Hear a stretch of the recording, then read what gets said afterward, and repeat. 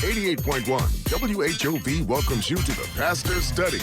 The Pastor's Study in your church or any church is a place where the pastor goes to collect his thoughts, hear from God, study God's Word, and develop ideas and thoughts on what direction the church needs to take in leading others to Christ. The Pastor's Study is where the road to salvation is paved and the mysteries of the Bible revealed. The Pastor's Study on WHOV is a talk show that allows you, the listener, to come inside to find out more about the ministers of the gospel in the area and the good works they're doing across the region, the nation, and the world. Now here's your host, Pastor Kevin Swan of Ivy Baptist Church in Newport News, Pastor Ray Johnson, and Pastor John Young of Empowered Believers Christian Learning Center. The Pastor's Study is now open to the public, so come on in and find out God's plan for your life and His people.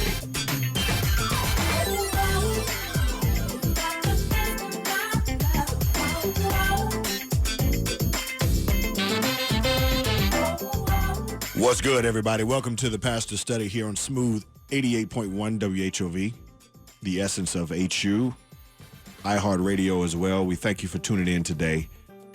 Pastor Ray Johnson in the building with us. Pastor Ray, how you doing today, man? I am well today, man. As always, you know, the sun is shining outside and the SON is always shining in my heart. Good to be in the building or today, in the studio today. Troubled times in our land, but God is still on the throne. God is still on the throne, and that's where we want to start our show. And I know we ordinarily start off on a high note and a joyous occasion, but obviously there have been some things that have impacted not only our community but our nation with two tragic and unfortunate deaths that have really grieved our nation. But the first one occurred, Pastor Ray, right here in our community on last week with Officer Katie Thine of the Newport News Police Department. We're fortunate to have on the line with us Chief Steve Drew, who is the Newport News Police Chief. Chief Drew, first of all, thank you for coming on the show today, and welcome to the Pastor's Study. No, it's my pleasure. I'm very humbled, and thank you for inviting me. And I'll make time for you anytime at all, and I appreciate that. Well, thank you again, and that means a lot to us. And we know that it's been a very challenging time for you and for the police department. Are you able to just share in general some of the what happened to Officer Thine? Sure, and I'll so again, you know, the conversations that we've had and that I've had in public, that it is a homicide investigation, it is ongoing. We met with the Commonwealth Attorney yesterday as we started to go through the case, but in brief, there was a call of a drug offense that was taking place in the vehicle. Two officers responded, and a call like that would require a two-officer response. One officer went to the passenger side, one to the driver's side. An individual, once windows were rolled down and they began to have a conversation, there was a strong odor of illegal narcotics. The passenger stepped out and was very compliant.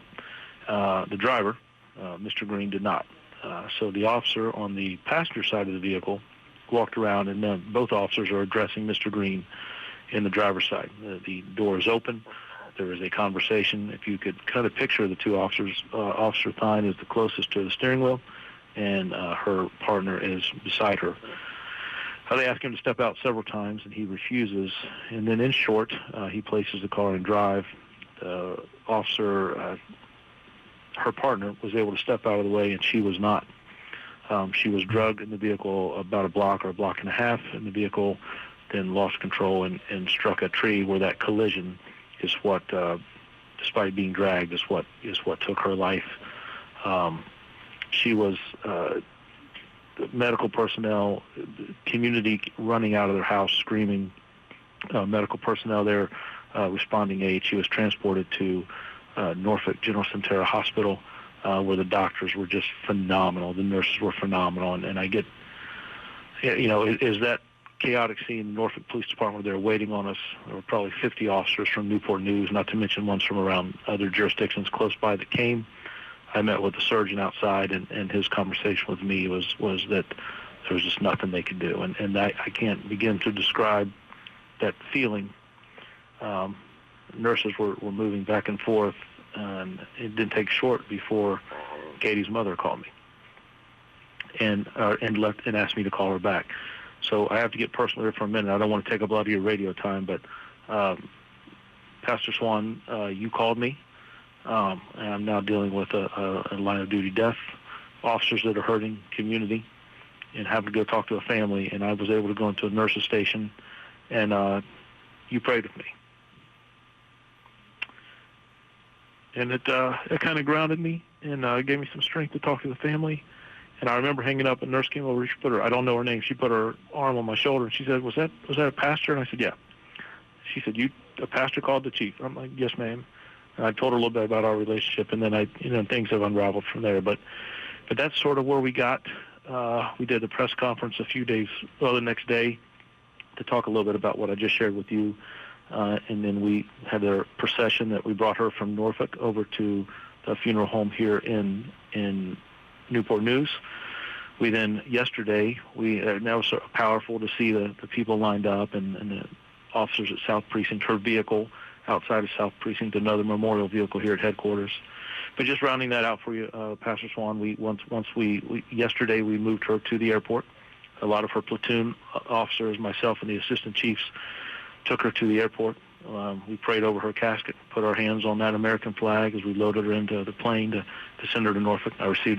From Norfolk, I received a call from New Hampshire Police Department that they had received her, and then the visitation is Friday night in New Hampshire. I'll be flying up there Thursday.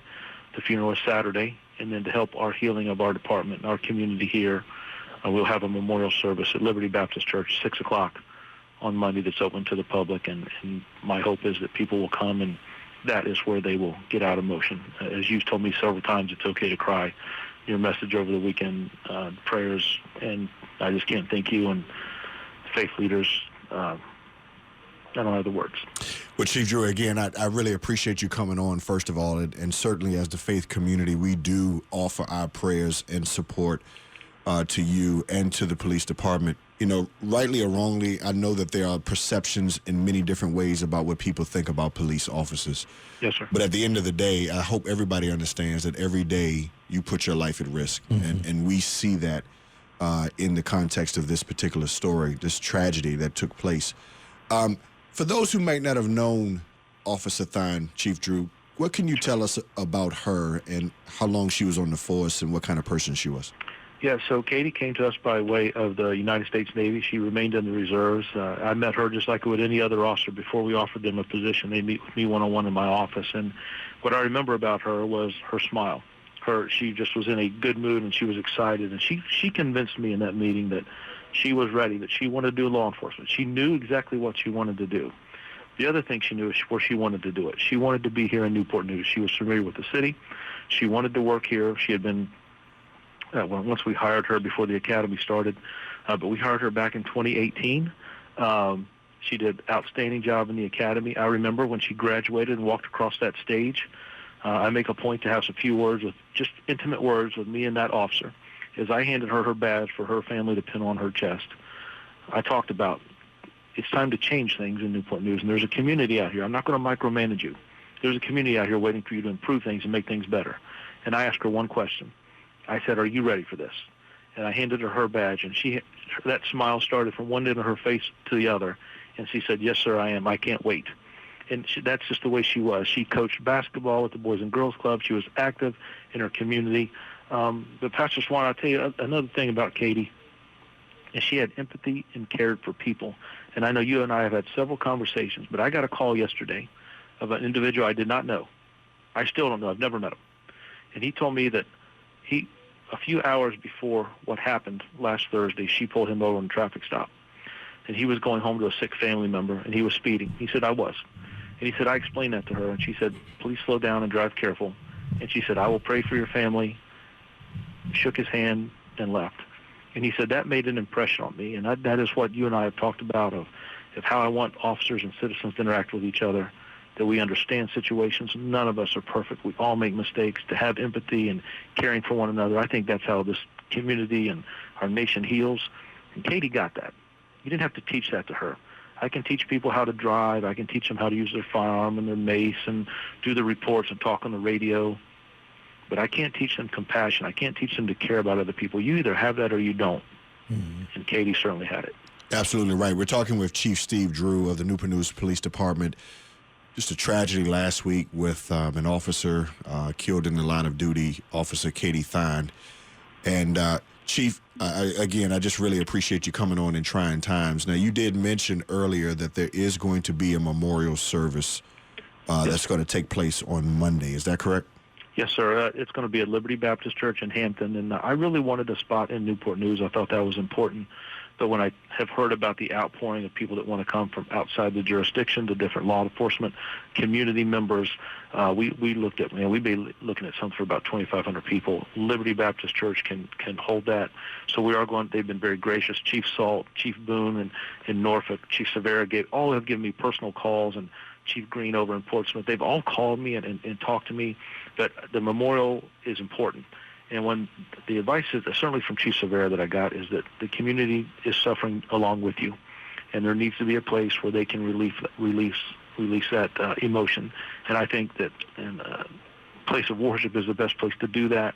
I'd rather them do that than officers and sitting at home on the side of their bed wondering and second guessing. So I think that's a need for healing.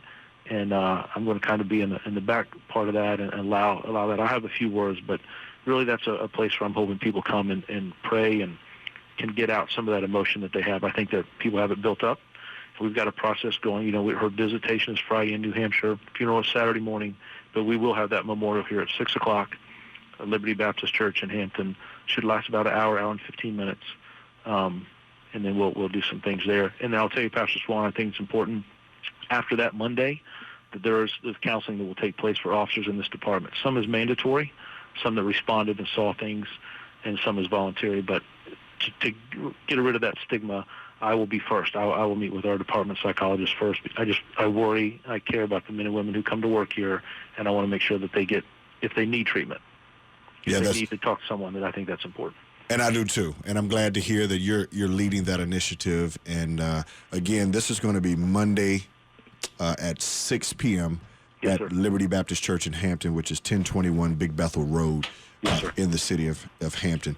Chief, we're almost out of time. Let me just make a comment publicly to everybody. I think that since you've been here in our city of Newport News and been the police chief, we have witnessed your heart, your compassion, and none of it was more on display over the course of the press conference of which you had to do. And then the picture, for those of you who might have seen it in the daily press, of you kneeling as the car is passing by. All of those are very heartfelt things. And so we just want to say that our thoughts and prayers continue to go out to you and to the police department during this time, and we'll continue to pray for you. Pastor Swan, you know how I feel about you and all that you've done for me since I got to this city. I will tell you, I'm sure I've made 100 mistakes along the way, but Chief Salt told me, he said, there's no playbook, and just lead from your heart. And that's the same echo that you've told me, and I greatly appreciate your support, your counsel, and being able to talk to you. I appreciate that. Thank you for coming on, Chief. We appreciate it. Thank you, sir. You guys be blessed. You Take too. care. Thank you. Right. Bye-bye. Chief Steve Drew, Newport News Police Department. Again, just a tragedy with Officer Katie Thine killed in the line of duty. Memorial service will be Monday at 6 p.m. at Liberty Baptist Church in Hampton. And if that wasn't enough, Pastor Ray, Right. then Sunday after church. I mean, I wouldn't even finish preaching. I still had sweat coming off my face. Yeah. Trying to get in the car and leave. And my daughter, she actually FaceTimed us. We were right out of church. She said, "Did you hear what happened?" Right. I said, "Hear what?" And she said, "We saw on the internet that Kobe Bryant died." Mm-hmm. No, I didn't hear that. So immediately I go to CNN, Right. I go to ESPN, nothing is showing. Right. So my initial reaction was, this is just a cruel joke. It's a hoax. Mm-hmm. And then all of a sudden the alerts started coming in. Yeah. And I'm saying, oh my goodness, this is actually real. I really was hoping that this was some kind of,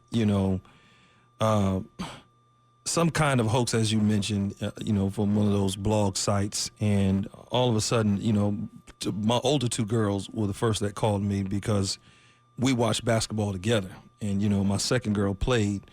And so I can only imagine the impact of this. I wasn't so much, I didn't focus, Pastor Swan, and now that Pastor Law is in, I didn't focus so much on the fact that somebody's going to call you that for real too. Yeah. I didn't focus so much on him as an athlete. I focused on him as a father with 4 daughters, and then resonating with my 4 daughters and the dialogue that we had back and forth. Kobe Bryant was a real family man, and his impact in the community in Los Angeles, his impact for what he did for soccer around the world. He was a class act kind of guy, and here are young ladies that will never see their father again, and a wife who will never see her husband again. I thought it was just, it's really a wake-up call about what's really important inside of the life that we live in terms of our relationships one to another. And so, again, I was completely and totally, I'm still somewhat, I don't know if mortified is the right word, but I'm there. And I mentioned to my cousin, whose daughter is now playing at Coppin State, he called me and said, I'm on my way to Coppin. I'm going to class with her. And I said, listen, you can't go to class. A girl in college. He said, no, I'm going to class. I'm sitting with her in class. And I said, listen, this is a time where if we haven't learned the importance and the value of human life and family, I don't know what else can wake us up as a nation or as a country and as a people. Absolutely. And the thing that's interesting about it is this does speak to the power, Pastor Ray, of athletes and entertainers. In the sense of none of us know Kobe personally. Right. Right. But we also have felt like over the years we have grown up with him. Right. Watching him play 20 years with the Lakers, watching him get there, just his, you feel like there's a connection there, much like with an artist, you have songs. So it was almost as if like you remember where you were when Michael Jackson died, right? Right. You remember when Prince died. Right. You remember when now Kobe died, right? And it's kind of just etched in your mind because you have these relationships, even though you don't know these people personally, somehow they have deposited something in your life and you feel that. And so our heartfelt prayers go out, not just Kobe's family, let's be clear, because there were nine people on the plane, on the helicopter, excuse me. What we're not mentioning is that one of the families, he was the head baseball coach at a local school. He was on the helicopter, his wife and his daughter. Right. And they have a younger daughter that's in high school. So now that daughter has lost his mother, her mother, father, and sister. Right. So it's really not just Kobe's family. It is a devastating time. And so, Pastor Ray, I'm going to bring Pastor Law on the other side. I just want you to close out this segment. Just pray for our city. Absolutely. And pray for our nation. Absolutely. If you're driving and if you have a moment where you can pull to the side of the road, let's just reach across the airwaves and let's join in together. The scripture reminds of any two of us would agree as touching nothing will be denied us. So, Father, in Jesus' name, we pray for the 9 families that lost their lives, God. And even here in our city, we pray for the Thine family here in Newport News and on this peninsula. God, we ask you, Lord, your word tells us that if we, your people who are called by your name, will humble ourselves and pray, God, you will hear from heaven. So, Lord, we're in a posture of humility, God, and we need your presence. We need your grace. God, we ask that you would not take your hands off of America and don't remove your presence from local churches and local communities. Send the healing balm of Gilead that begins to heal all sorrow and coat all wounds. God, we ask you that you would be, as your word says, of present help in this time of trouble and meet all of us right at the point of our need. We submit ourselves to you and we put all 9 families and Katie Thine's family into your hands, and we ask for the warmth of your embrace. We thank you for doing it now, and Holy Spirit sending comfort. In Christ's name we pray. Amen. Amen. Going to go to commercial break. When we come back, we'll start our show.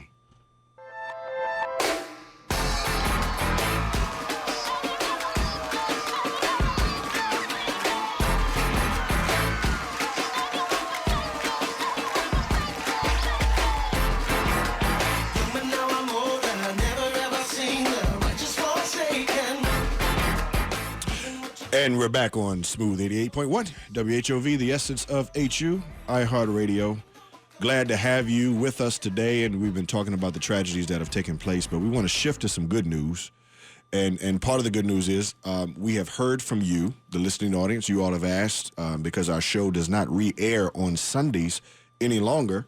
You all have been asking, hey, how can we hear the show again? So we have been working on that, and we're pleased to announce that if you go to our Facebook page, not all of them are up just yet, but they will be. There are already a couple of previous shows that we have already placed on our Facebook page, The Pastor's Study. So if you want to hear previous shows, that's the place where you need to go from now on. And the goal is that we air on Tuesdays live, and by the weekend of the same week, we will have the show posted if you happen to miss it or if you want somebody else to listen to it. So go to our Facebook page, The Pastor Study. You can start hearing some previous shows that are already up there, and we'll continue to add those as we go along. Then, Pastor Ray, we have somebody now. It has to be official now, Pastor Ray, because we've given him a nickname. Yeah, he's official now. So and it's no longer special guest. No longer special guest. I mean, he's a mainstay here. He's a mainstay. And because I know him for real, you know, for real, he's not just the Commonwealth attorney.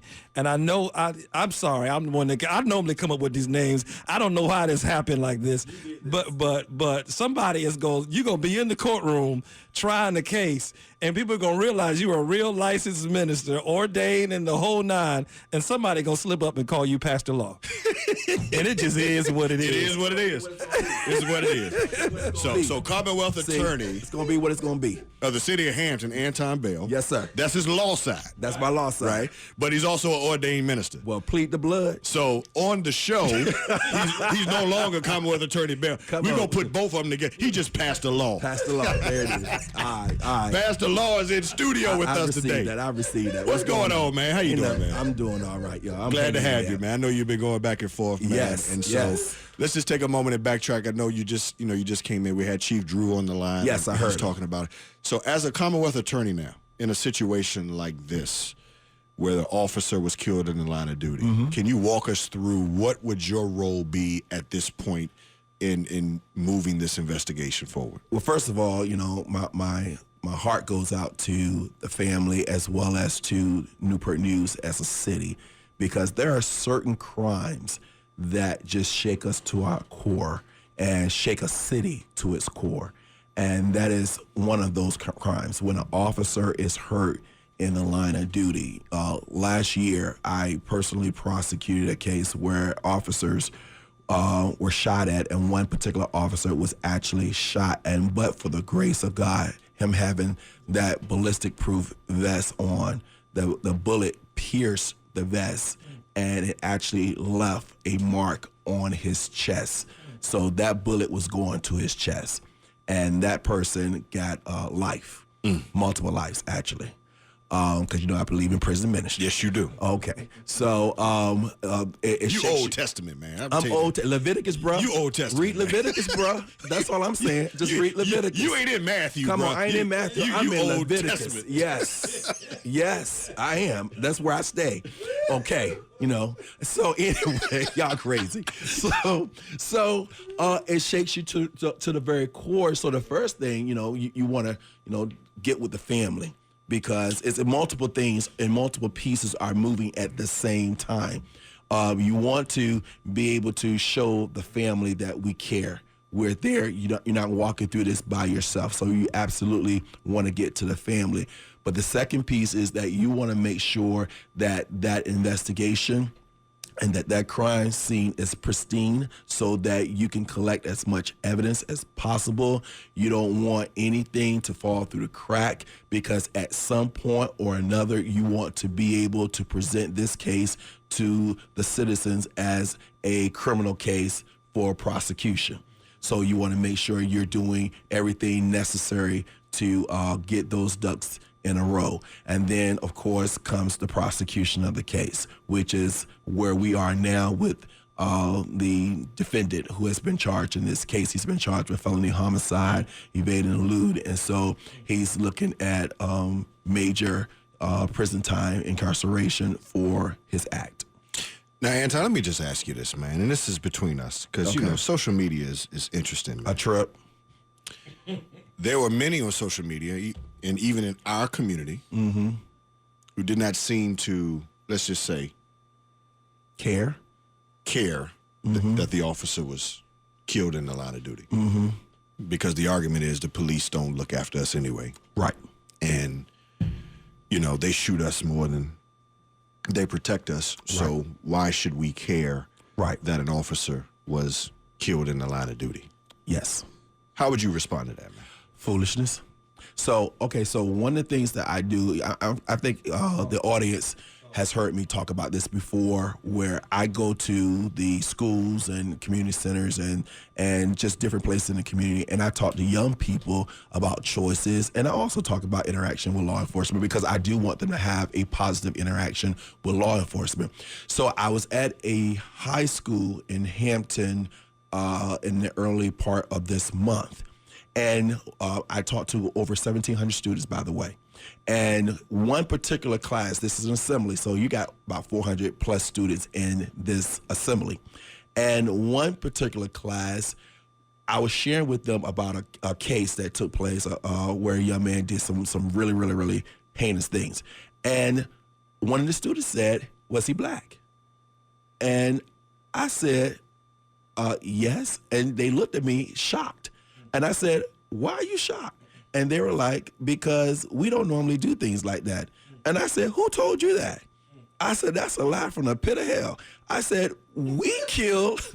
I said, let me help you something. Let me give you some stats. I said, the stats are more than 80 to 90% of all homicides that has taken place in the city of Hampton over the last 10 years have been black on black crime. I said, but what you guys like to talk about is when an officer is charged with a crime of shooting, or when an officer is not charged with a crime of shooting a unarmed black person.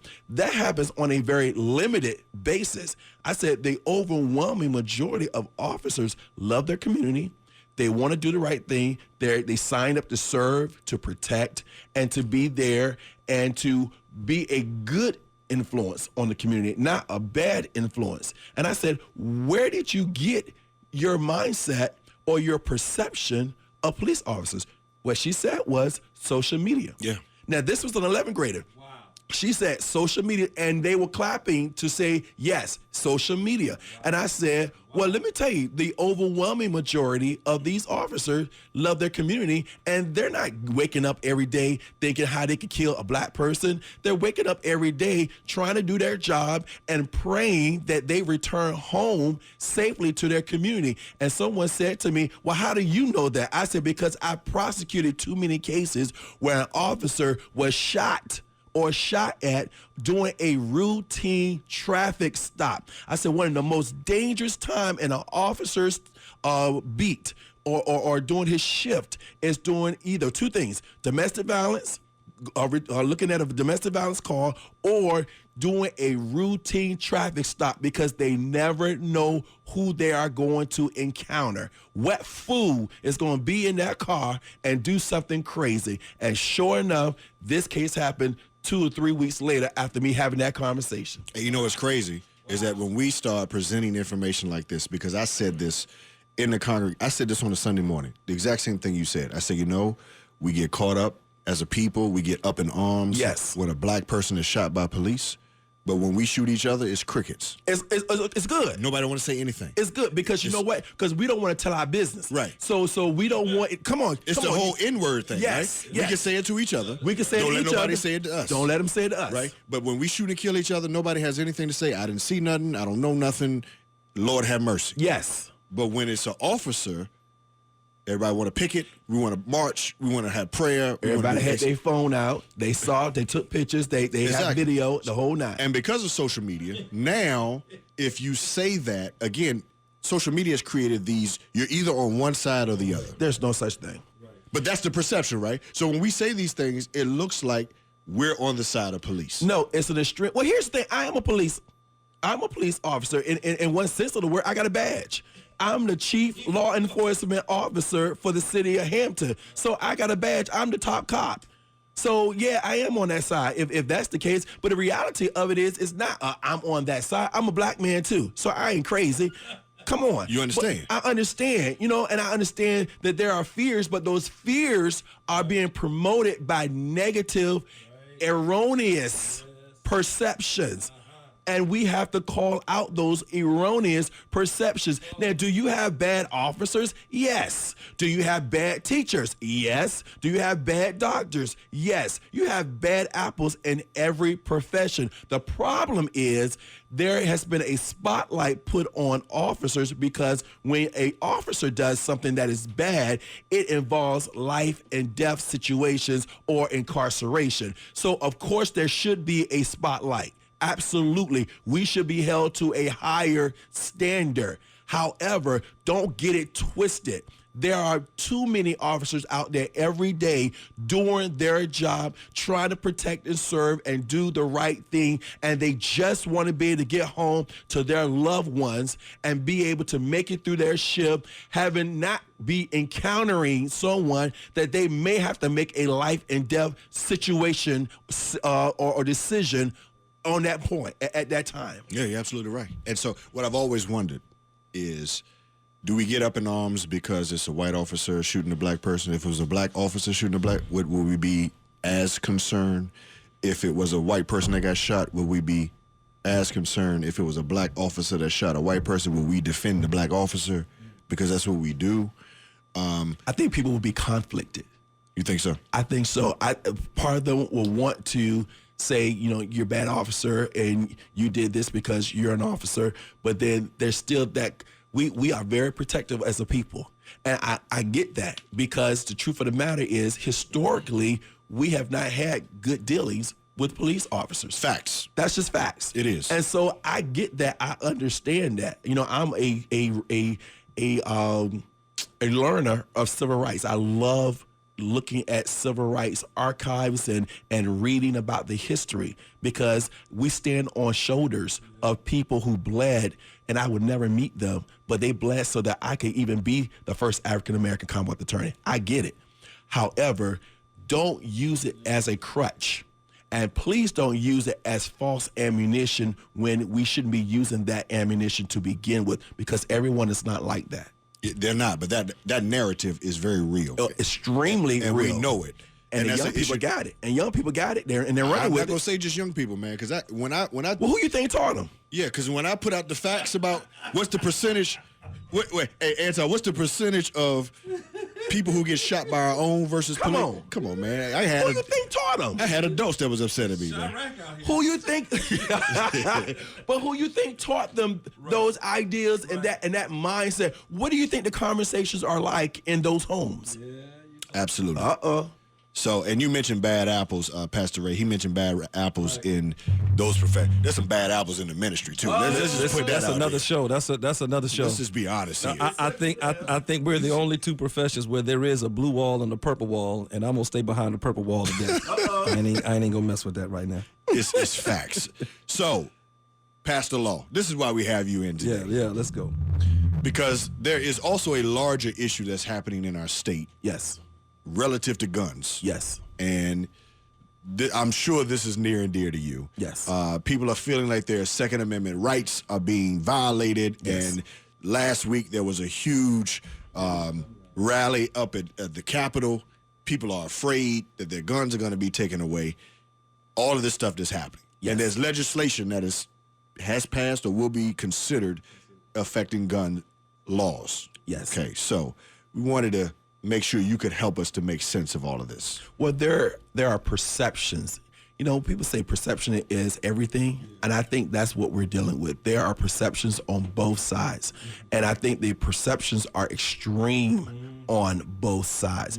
The perception on typically the Democrat or the liberal side of many of those who are saying we want our guns, we want our guns, we want our guns, is that you guys want your guns, but there's an underlying race issue going on, or underlying race causation going on.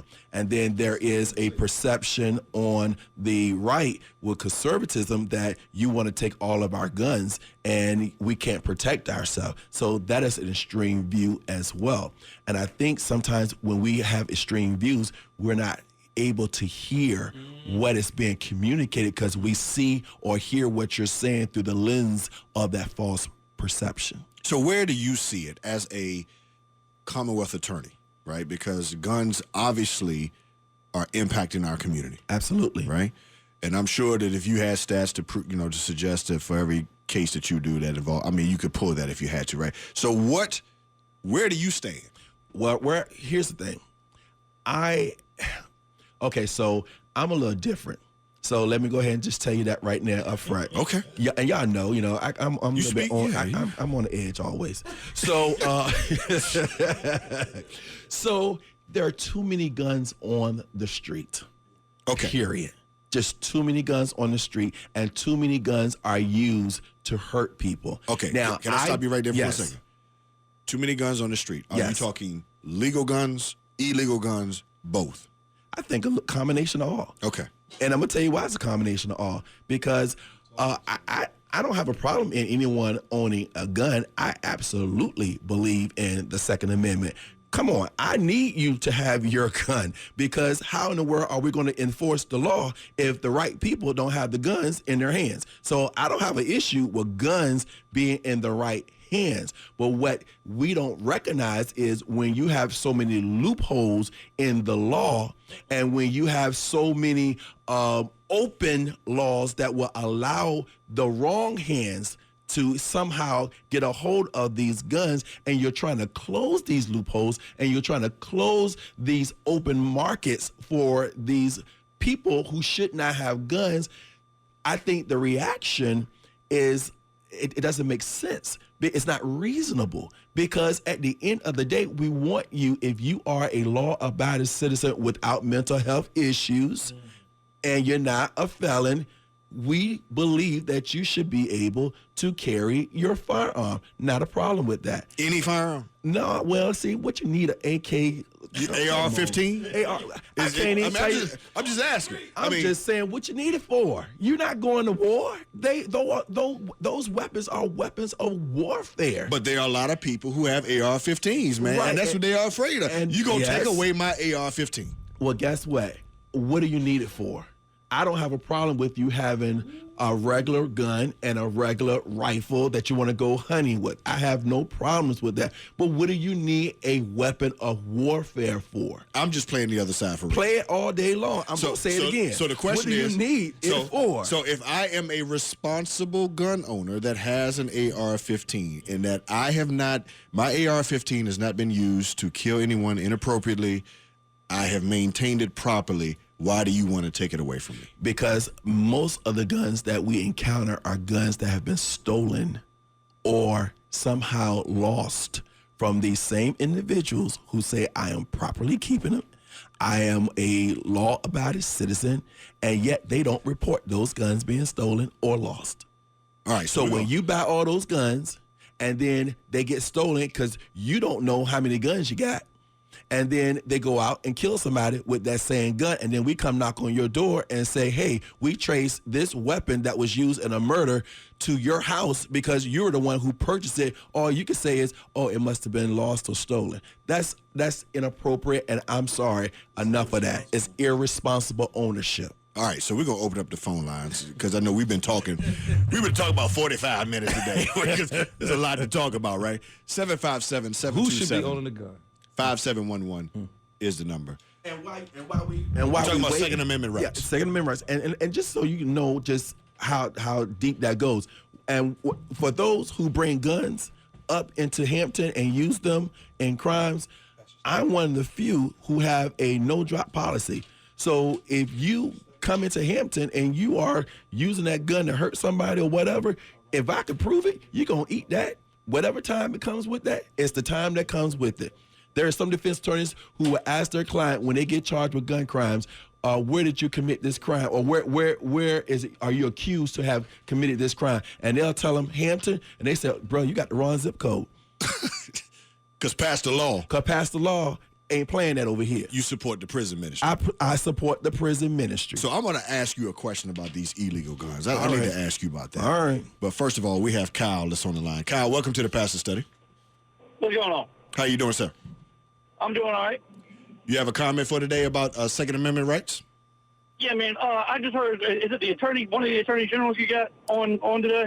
Commonwealth Attorney. Commonwealth Attorney for the city of Hampton. Okay. Yeah, cool. I heard you saying that you don't want regular citizens having AR-15s or whatnot. And I just wanted to point out that, your focus is so heavy on an AR-15, but you're so far off based on your statistics. Did you know that in most recent years, like probably the past decade, each year, AR-15s have killed less people each year than hammers or deadly blows from a fist or a foot. Like, people have been bludgeoned to death, or people have been stabbed, or used. I've been on, some rescue scenes where I've come in contact with a patient that was bludgeoned to death with a hammer. And those numbers are 600 to 700 nationwide, and then you got people bludgeoned. Those are 600 to 700 nationwide. You got AR-15s that kill less than 350 people yearly, and yet your focus is on something that's the minimal part of the crime. And an AR-15 is not commonly stolen. As a matter of fact, it's the most popular sporting rifle in this nation.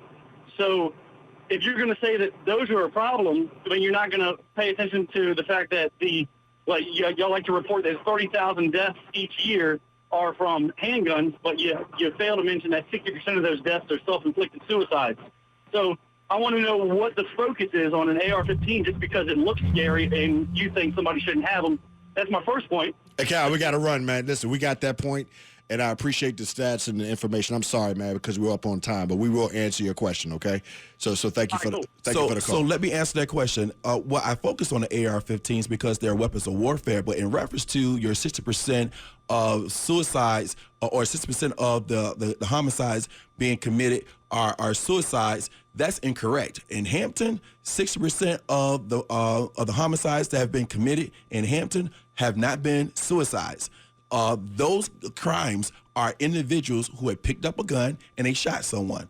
So that may be a national statistic, or that may be, I don't know, a Virginia statistic, which I have not studied. But I can speak for Hampton, where I see every autopsy that comes through this city when it involves an unnatural death. And I can tell you right now, the number of homicides that takes place in this city, the majority of them are individuals who kill another individual. They are not suicides, sir. Yeah, and this is to be clear. We use AR-15 as an example. An example, right. To point out that the semi-automatic weapons is that, how do we look at that in context of responsible gun ownership? Is that necessary? And to add to that, Pastor Swan, I won't give the name of the official, but on the peninsula, to include both cities, there's a concern about those kinds of weapons, that cars are being broken into and they're being stolen out of houses, and up to 40% of those that take place are among those that are stolen from those who are either military personnel or, and as he mentioned, and are also persons who are involved in sporting and in game. Yep. So when you start to look at some of the crimes that take place, somewhere between 40 and 60% of those guns are being stolen. Military personnel, sporting and game, and if someone's home is going to be robbed, if we can get those kind of assault rifles out when their homes are robbed and are stolen, there's less likely the opportunity for those kind of crimes to take place with that kind of weapon. And let me just add this, right? So Kyle represents a large number of people, right, who feel, listen, I have the gun and I'm responsible for it. You mentioned that there are many guns on the street that are being obtained illegally. Yes. So if you steal my AR-15, you've stolen it illegally, right? Yes. So in your estimation, how is it just theft that guns are being acquired illegally, or are there other means of which illegal guns are acquired? I mean, they come in different ways. I mean, you have straw purchases where someone will go in and they will purchase a firearm legally, but they're not purchasing it for themselves. They're purchasing it for someone who may be a felon or may have mental health issues, and they cannot own a gun legally in Virginia. So they'll go out, purchase a gun, and give the gun to that person who is not supposed to be in possession of it. Like if you have a domestic violence conviction, you cannot own a firearm. If you are a convicted felon, you cannot own a firearm. If you have been involuntarily committed in a mental health establishment or institution, you cannot own a firearm. If you have a pending felony, you cannot own a firearm. But there's individuals who will actually go out and purchase firearms, and it's not for themselves, it's for someone else. Right.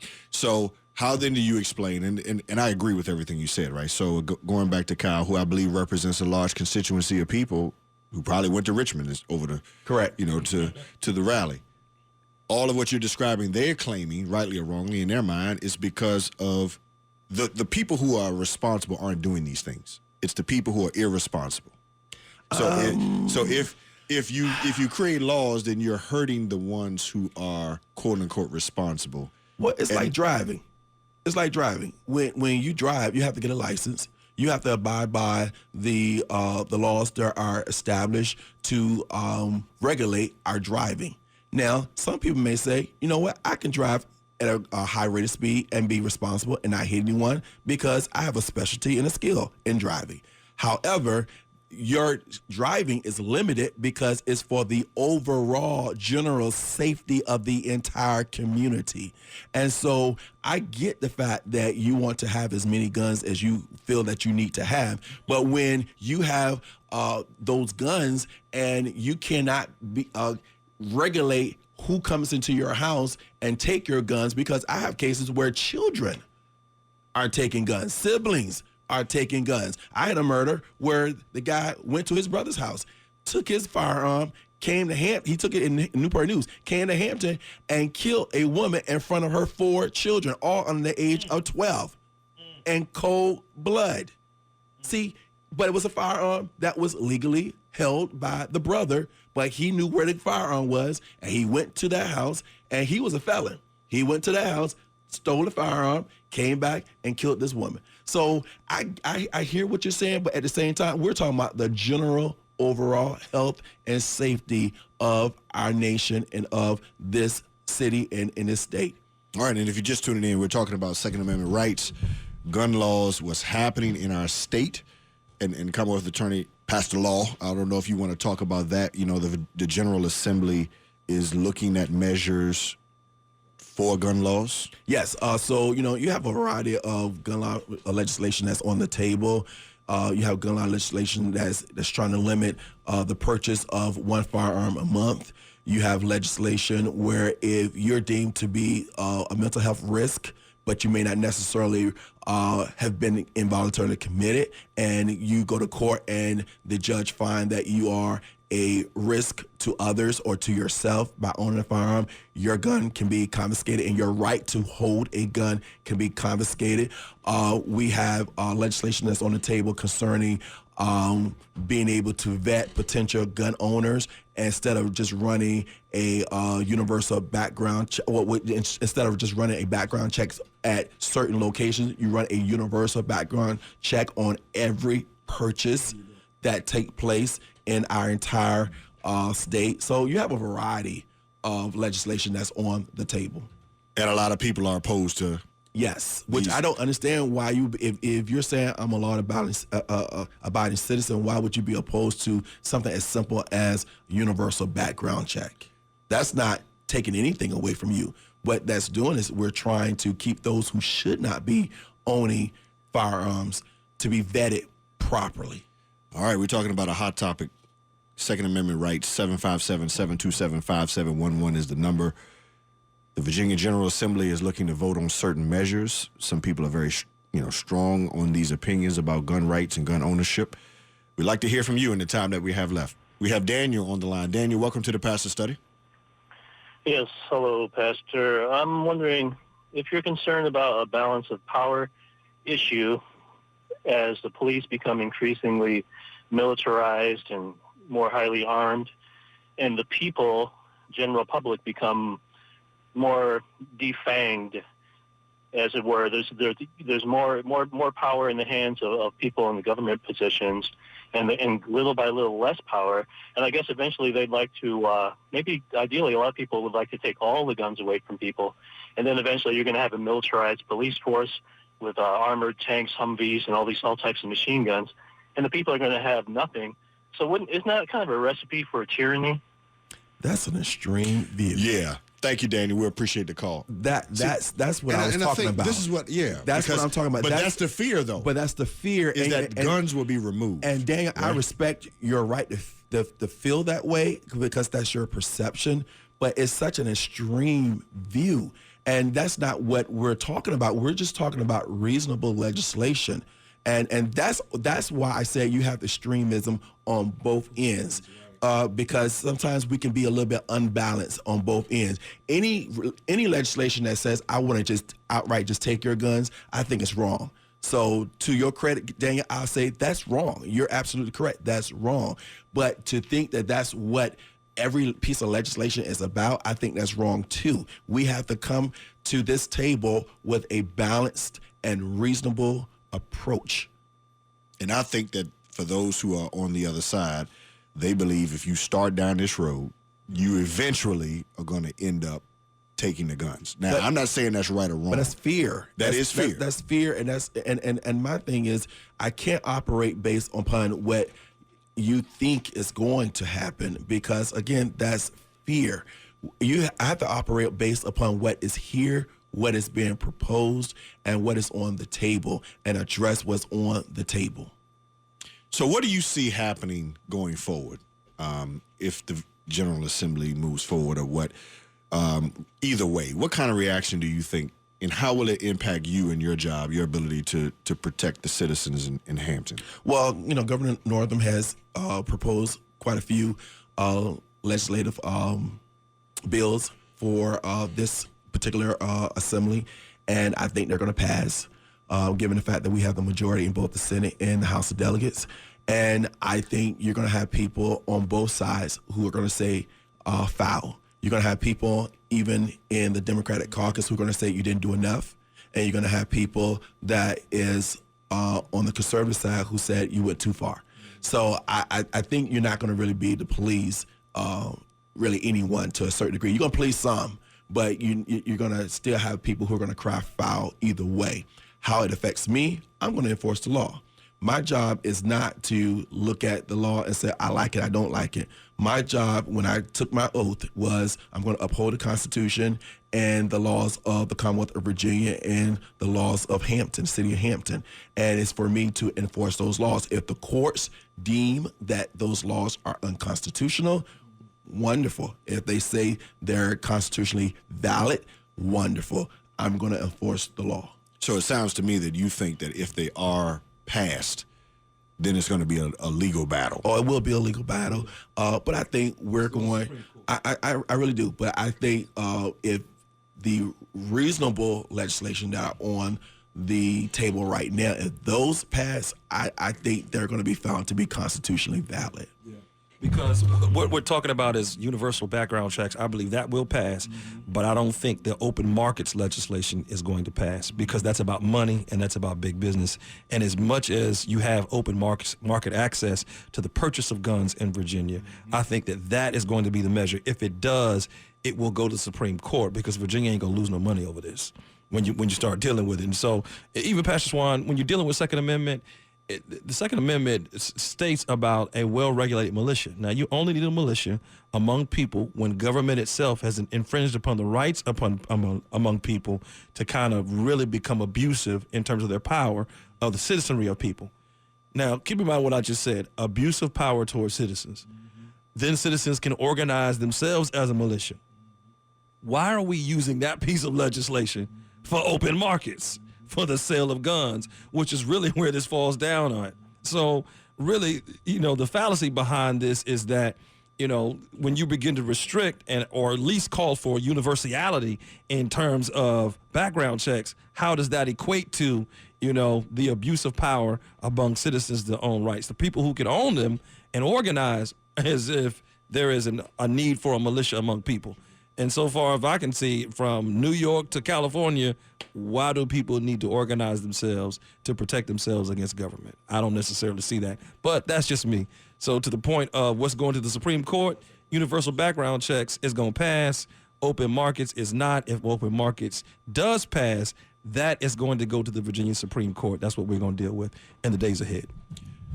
Milton, welcome to the Pastor Study. We have about 15 seconds. Go ahead and state your comment, please. Yes, how y'all doing? The comment with the AR-15s, we all know you don't hunt deer and rabbit with an AR-15. I'll take the comment off the air. Thanks. Okay. Thank you for the call. We appreciate it. So, all right, no problem. All right. Thank you. So, Commonwealth Attorney, Pastor Lowe, real quick. Let me just ask you, because we're almost out of time. Okay. I think whatever side of the fence people are on, I think we can all agree illegal guns is a huge issue. Correct. All right, so we can agree to that. We can agree on that. Do you see anything that can be done to address that part of it? Well, part of it, I think, falls on law enforcement, too. When we are, there are quite a few laws on the books that I don't think get enforced to the degree that it should be enforced. Because there are times where, these laws are on the books and you bring these cases, and sometimes these cases get tossed by judges and juries. Judges and juries. It's not just judges. It's judges and juries. Mm-hmm. And you may have the evidence for it, but they're feeling a certain kind of way about it, and they get tossed. Because I'm going to tell you, in the back of people's minds is still the idea and the concept of mass incarceration. That's a perception that is being played out as well on social media. And so people will toss things based on that. It's called jury nullification. Right. We got to end right there. Man, the conversation got good, man. I tell you what, man. We're out of time. Pastor Law is in the building. In the building. Commonwealth Attorney Anton Bell. Thank you so much. Until next time, everybody, we got to run. Be blessed to be a blessing to someone else. This is Smooth 88.1 WHOV. It's the truth.